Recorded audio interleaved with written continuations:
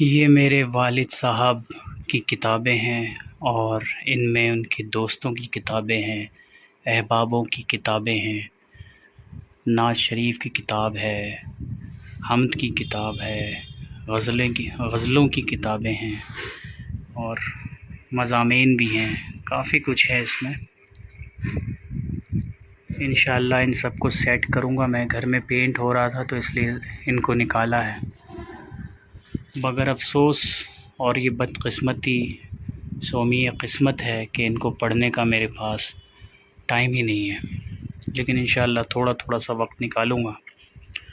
और इसी हवाले से वालिद गिरामी का ही एक शेर याद आया कि क्या कमाल इसकी ख़बर है तुझको, क्या कमाल इसकी ख़बर है तुझको, कल किताबों में तू बिखरा होगा।